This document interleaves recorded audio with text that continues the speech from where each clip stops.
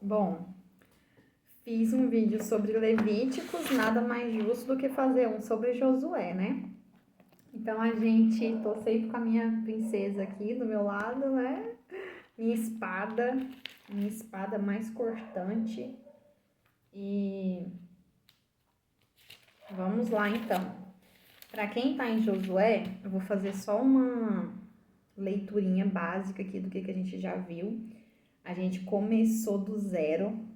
Gente, eu tô tão feliz, tão feliz, tão feliz, tão feliz da gente ter chegado aqui. Vocês têm noção do que a gente já fez? Não, vocês não têm noção. Vocês não têm noção, porque como eu tô aqui há um tempo já, né, com meninas que estão querendo ler a Bíblia, e os últimos anos foram, tá? Anos de tanta frustração, né? De a gente chegar nesse momento aqui. Nós estamos em abril e já metade ter desistido e depois não concluir e nem sequer chegamos, né? No passado não tínhamos chegado aqui. E hoje, em abril, meu Deus, que alegria! Abril de 2026, já estamos em Josué, terminando, hein? Indo para Juízes. Que isso, gente, parabéns. Parabéns para você que chegou até aqui. Parabéns, que esforço, que honra poder estar com você. Você se esforçou tanto, você se dedicou tanto. Parabéns, parabéns. Deus está feliz com você. Deus se alegra com a sua vida, com a sua dedicação. Eu sei que não é fácil para nenhuma de vocês, porque nós só temos meninas aqui no grupo que têm uma vida super atarefada, cheia de tantos compromissos, de tantas coisas, e vocês conseguiram priorizar a palavra de Deus. Gente, isso aqui é lindo demais. Nós estamos priorizando, somos um grupo de pessoas que priorizam a palavra de Deus, que amam a palavra de Deus, que querem conhecer o Senhor. Ai, que lindo.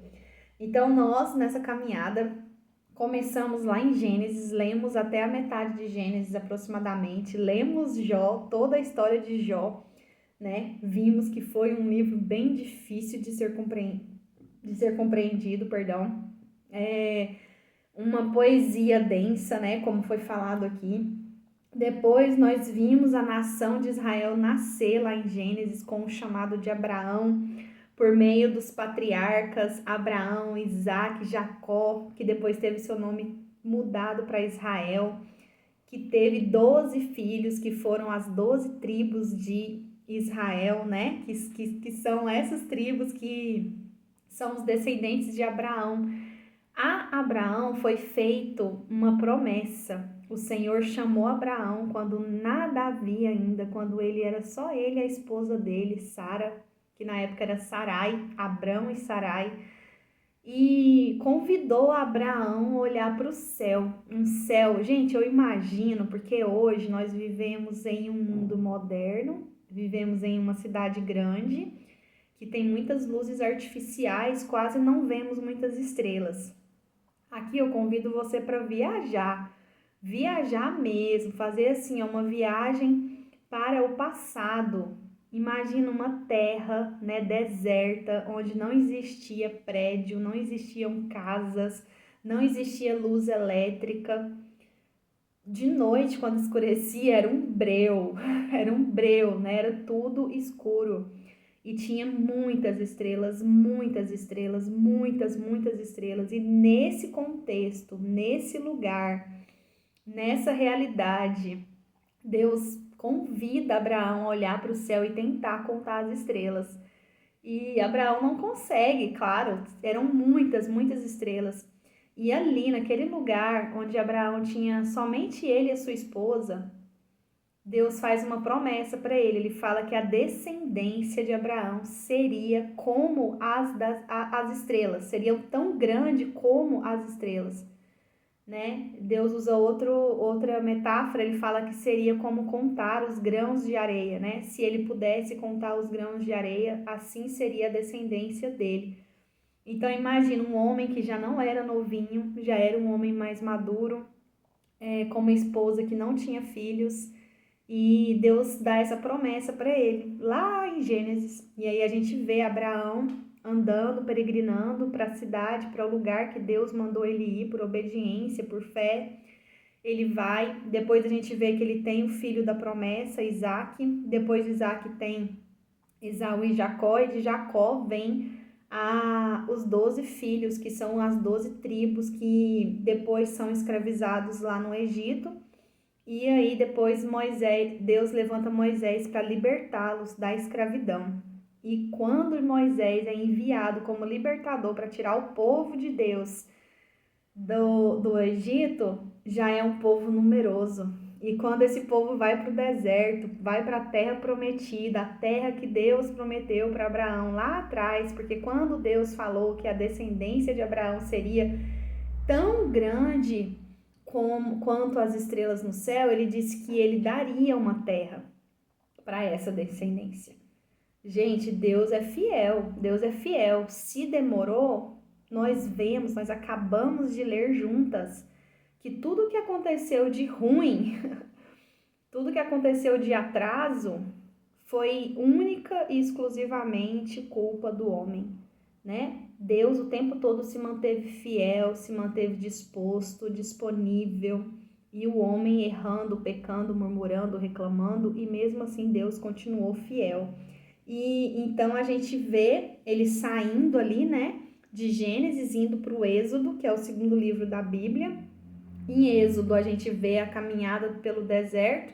Levítico a gente vê as leis, a gente vê Deus falando: eu quero morar com vocês, eu quero habitar no meio de vocês, mas do jeito que tá não tem como. Vocês precisam se santificar, vocês precisam ser um povo separado e escolhido, porque foi por isso que eu libertei vocês, para que vocês pudessem ser o meu povo.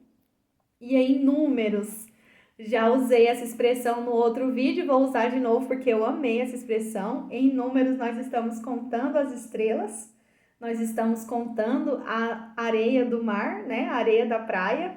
E Deuteronômio é o testamento final, né? A última palavra de Moisés antes de morrer. Ele está reafirmando tudo que Deus fez, reafirmando a fidelidade de Deus, reafirmando as bênçãos e as maldições, né? Bênçãos por obediência, maldições por desobediência. Moisés deixa tudo muito claro para todo o povo. Moisés passa o bastão da liderança para Josué, e aí a gente inicia então o livro de Josué nesse contexto. Então a gente pensa 40 anos no deserto, Moisés guiando o povo, e aí imagina esse peso todo nos ombros de Josué, né? Um jovem ali, um jovem que... Porque assim, se a pessoa... Ele, por exemplo, se eu não me engano, Josué morreu com 110 anos, né? Que eu acabei de ler hoje. Se eu estiver errada, meu Deus, minha memória tá péssima. Mas para quem viveu até os 110 anos, Josué tinha aproximadamente 40 e poucos anos, 50 anos, ele estava bem novo, né? Ele era um jovem rapaz, um jovem senhor.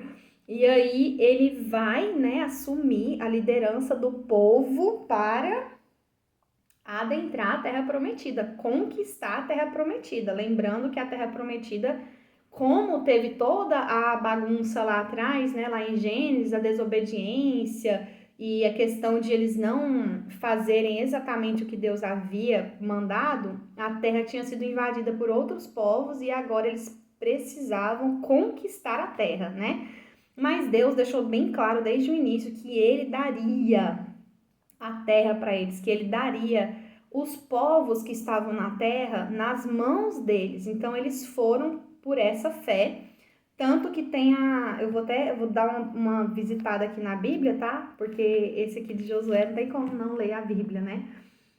No comecinho, Deus fala para ele: não te mandei eu ser forte e corajoso, né? Então, até que é bem famosa essa fala, né? Porque Deus fala para ele que não é para ele temer, que Deus escolheu, que Deus tá chamando ele, e que Deus vai cuidar e vai fazer tudo o que Deus prometeu. E aí a gente vê ali bem no início, lá em Josué capítulo 5, que Josué encontra com um personagem chamado o Príncipe do Exército do Senhor. Lá em Josué 5 fala assim, ó: E sucedeu que, estando Josué ao pé de Jericó, levantou os olhos e olhou, e eis que se pôs em pé diante dele um homem que tinha na mão uma espada nua, uma espada desembainhada. E chegou-se a Josué e ele disse: És tu um dos nossos ou dos nossos inimigos? E ele lhe respondeu: Não, mas venho agora como príncipe do exército do Senhor. Então Josué prostrou sobre o seu rosto na terra e o adorou. E disse-lhe: Que diz meu senhor ao seu servo? Então disse o príncipe do exército do Senhor a Josué: Descalça os sapatos dos teus pés, porque o lugar em que estás é santo. E fez Josué assim.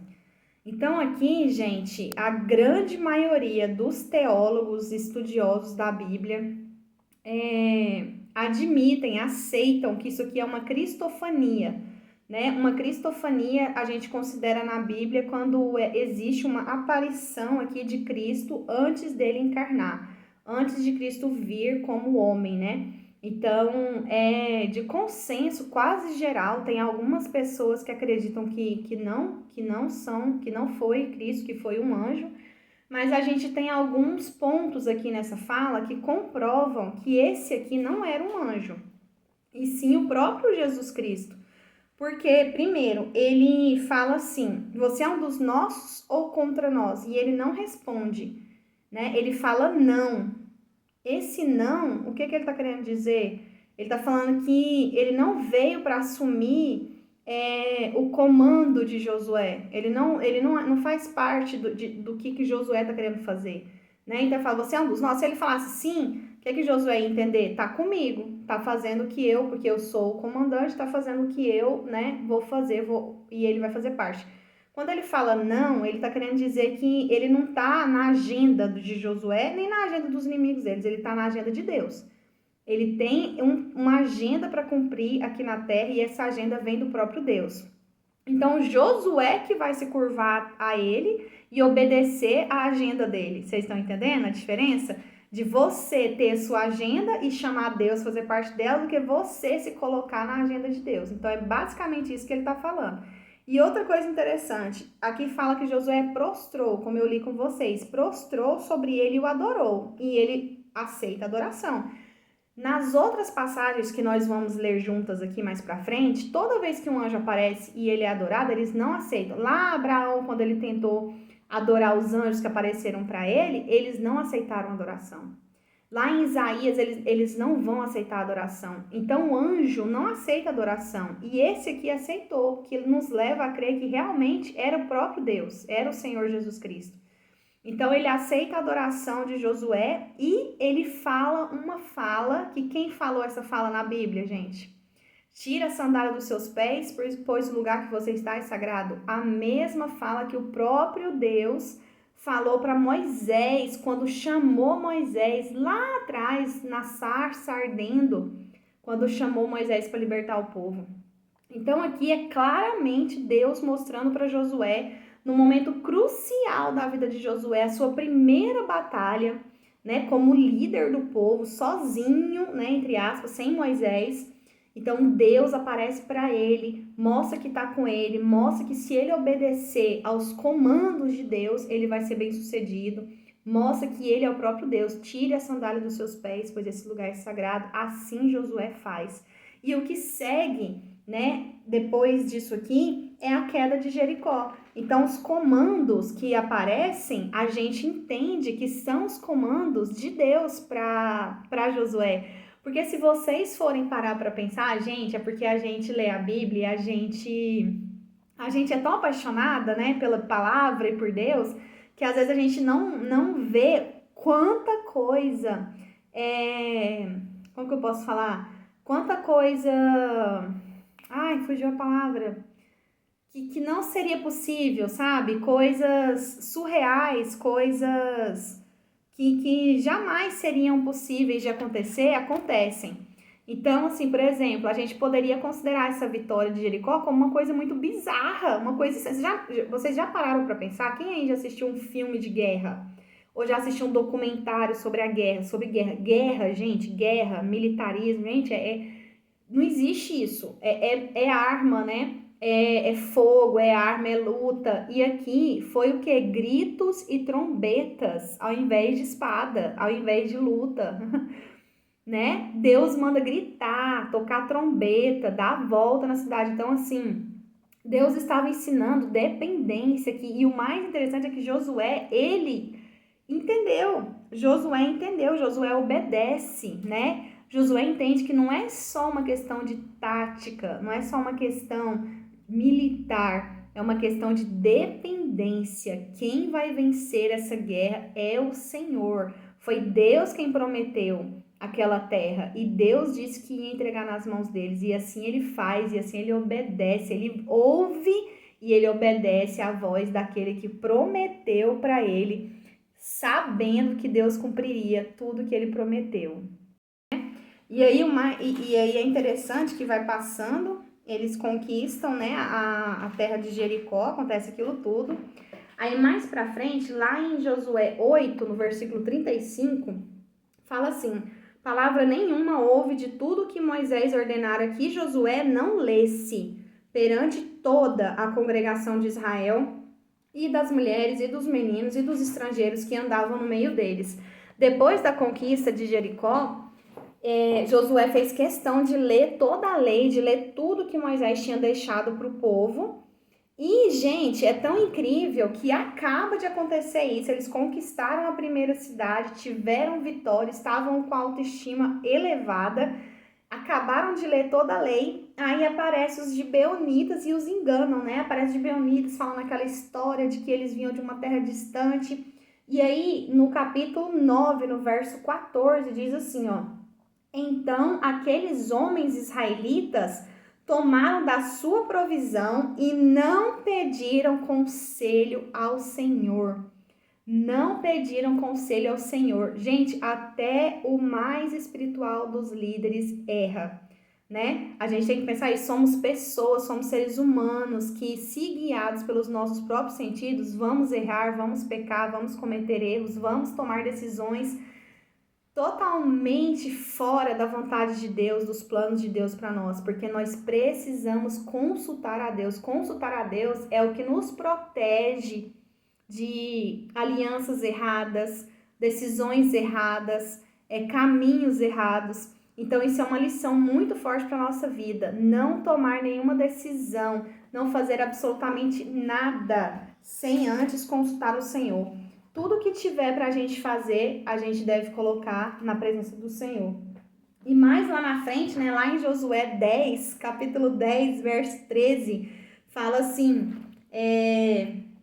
e o sol se deteve e a lua parou, até que o povo se vingou dos seus inimigos. Isso é incrível, né? Antes um pouquinho fala assim, no 12: então Josué falou ao Senhor, no dia em que o Senhor deu os amorreus na mão dos filhos de Israel, e disse aos olhos dos israelitas: sol, detém-te em Gibeão, e tu, lua, no vale de Aijalon. Assim falou Josué. E o sol se deteve e a lua parou, até que o povo se vingou dos seus inimigos. Gente do céu, explosão de mente. Meu Deus. Gente, para tudo, para tudo. Por causa de uma oração, de uma pessoa. É porque assim, hoje, com o conhecimento da física e com o conhecimento do universo que a gente tem, a gente entende que não foi só o sol que parou, não foi só o sol e a lua que parou. Gente, para fazer o sol parar, Deus teve que parar todo o sistema solar. Deus teve que mexer na gravidade e na inércia.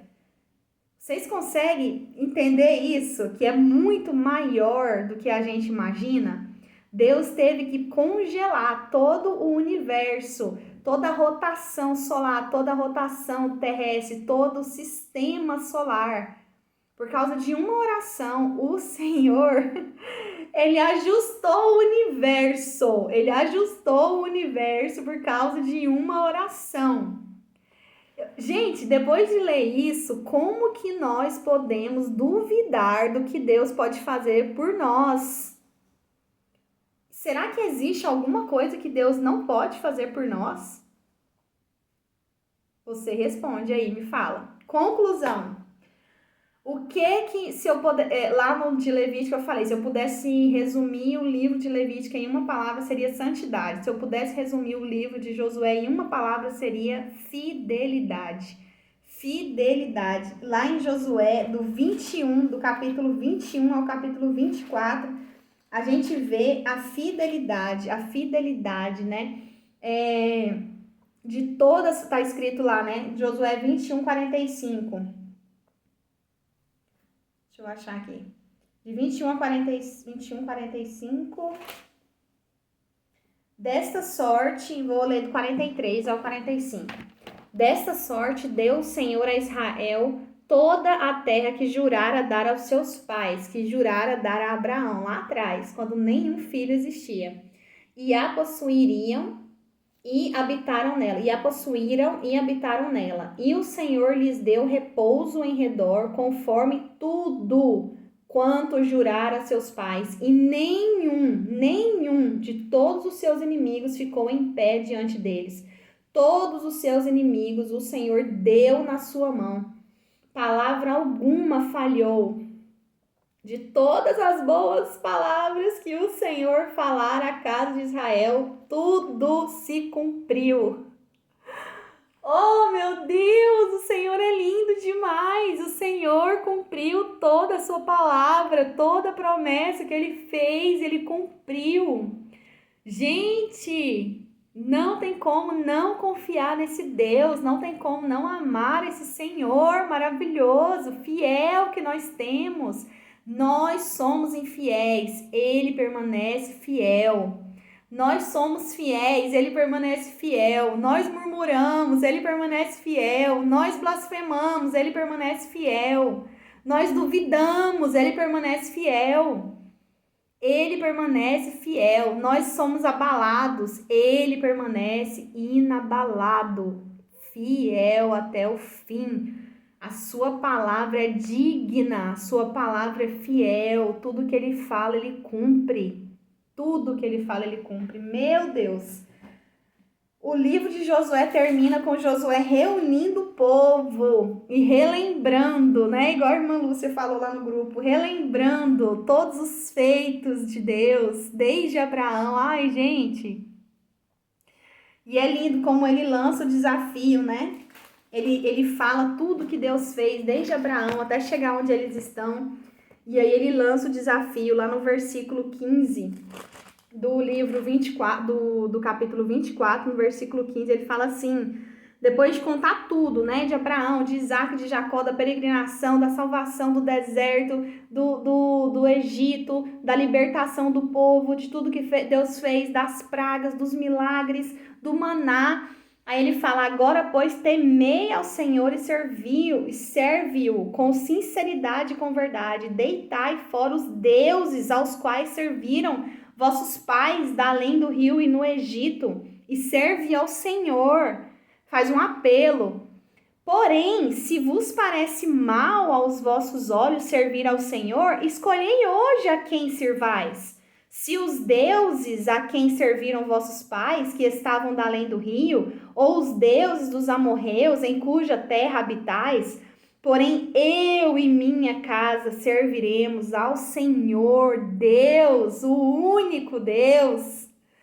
Ele dá a opção ainda, ele fala, ó, Deus fez tudo isso. Gente, isso aponta demais para o amor, para a identidade, para o caráter do nosso Deus, porque o nosso Senhor, ele não nos obriga a amá-lo. Ele faz tudo por nós, mas ele não nos obriga a adorá-lo, a amá-lo. Ele nos deixa escolher, o Senhor quer que nós o escolhamos, ele não nos obriga, ele não obriga ninguém. Se ele obrigasse todo mundo era robô e estava adorando a ele.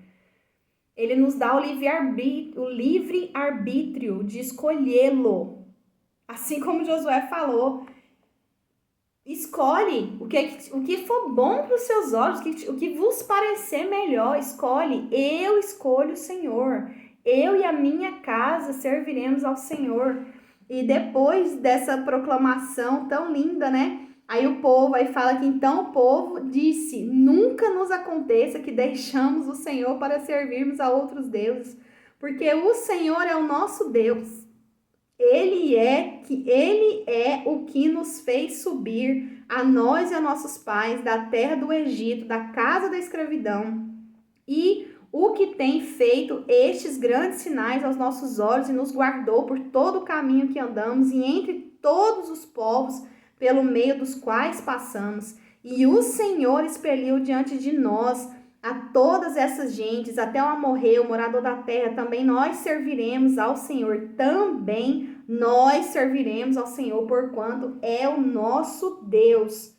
E aí, gente, o mais interessante é que Josué depois fala, Josué disse ao povo: não podereis servir ao Senhor, porquanto é Deus santo, é Deus zeloso, que não perdoará a vossa transgressão e os vossos pecados. Então ele está falando, não é de qualquer jeito. Você quer servir, vocês querem servir, vocês acabaram de proclamar comigo, vocês estão falando que eu vou servir, nós vamos servir ao Senhor. E ele está falando, não é de qualquer jeito. Ele é Deus santo.